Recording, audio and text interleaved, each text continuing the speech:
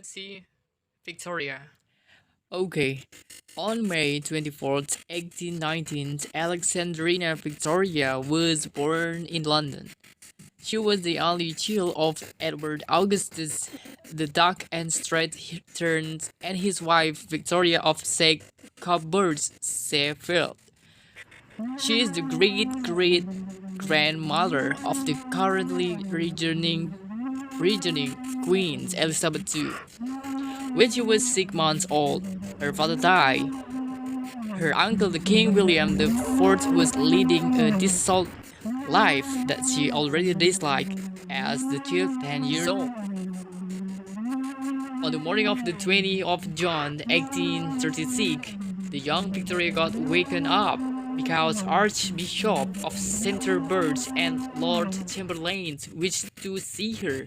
She received them, and the Archbishop kneeled down before the young woman did that words. When she knew that her uncle King William the Fourth had died, and she was the new Queen of England, she would reign from that point on in the UK for 63 years. That is longer than any reign of any other British monarch and longer than any other woman sat on the throne. On the political side, the English government was ruled by Queen Victoria in a monarchy comprised with a parliament. Parliament consists of two legislative houses, namely the House of Lords and the House of Commons. The members of the House of Lords were not elected by public voting, and the Lord Chancellor was appointed to supervise its activities. On the other hand, the members of the House of Commons were elected by public voting. Like Democrats and Republicans today, the two houses had two political parties. The first party is the Whigs and the second party is the Tories. The Whigs were in favor of growth of the parliament and wanted to restrict the royal power. Toward the end of 1850, the Whigs became liberals.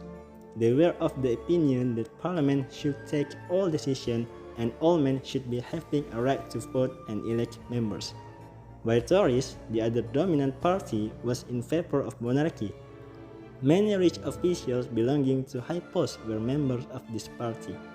Their view about voting was exactly opposite to that of the Whigs. Tories believed that only those men who were rich and owned large plots of land should have the right to vote. However, the situation began to change with the Reform Act of 1832. Where the landowners, merchants, and traders were no longer the only one who will be contesting an election and voting in an election.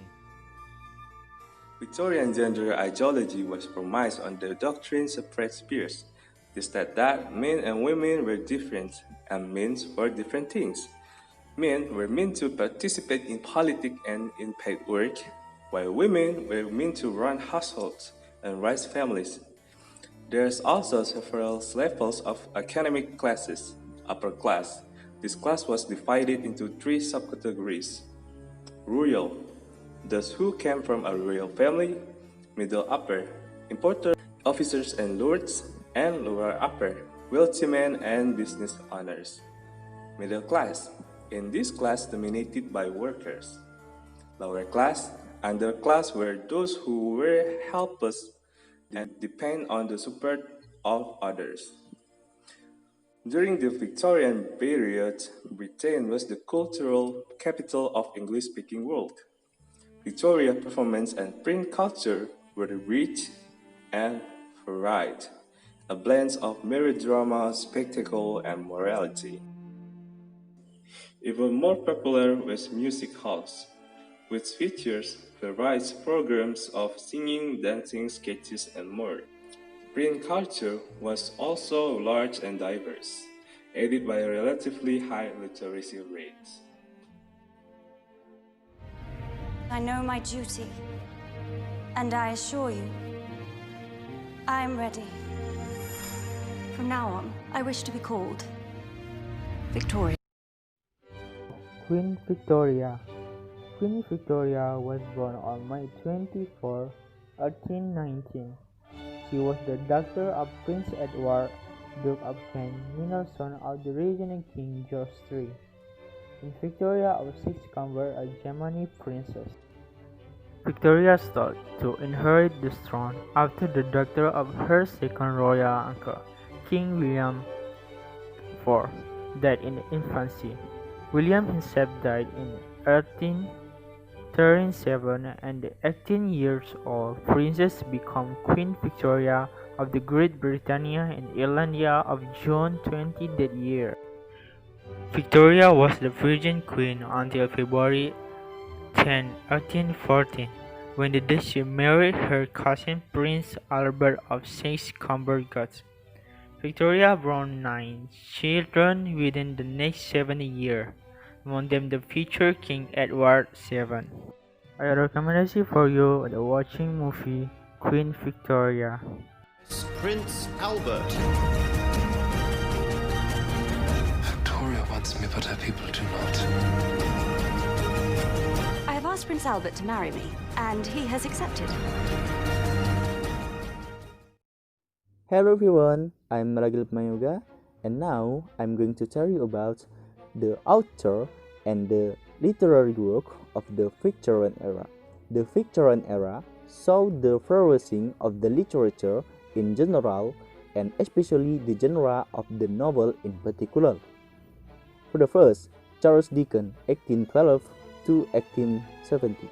Dickens was the first great urban novelist in England. See some of the major works of Dickens: The Pickwick Papers, Oliver Twist, Nicholas Nickleby, A Christmas Carol, The Copperfield, and so on. And the second, The Bronte Sisters. The Bronte Sisters is the collective name for the three individual authors, Anne, Emily, and Charlotte.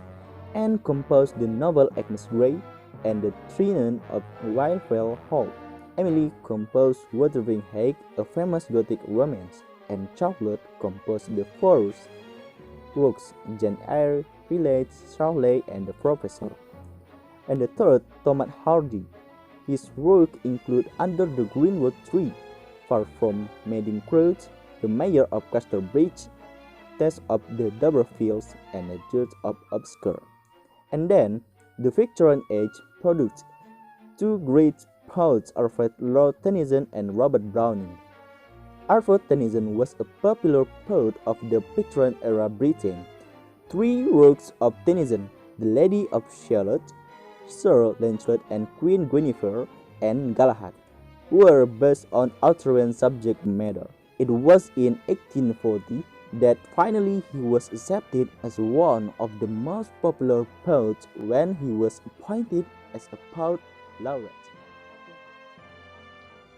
One of famous literary work in Victorian era was a Charles Dickens historical novel entitled A Tale of Two Cities, written in 1859.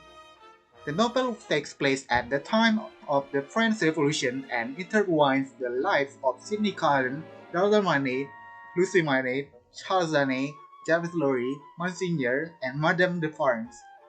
Lorry returns Manet to London to meet his daughter after he was imprisoned in the Bastille in Paris, France.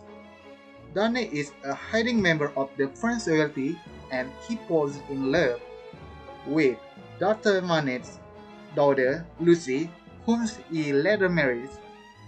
Sidney Carden was imprisoned for treason and also loved Lucy. Dane travels to Paris to save a former servant and friend, but is captured by the angry revolutionaries and sentenced to execution. Carden, with an uncanny resemblance to Dane, sacrifices himself and is killed by the guillotine, redeeming himself for his past actions and leaving Dane and Lucy to live a happy life.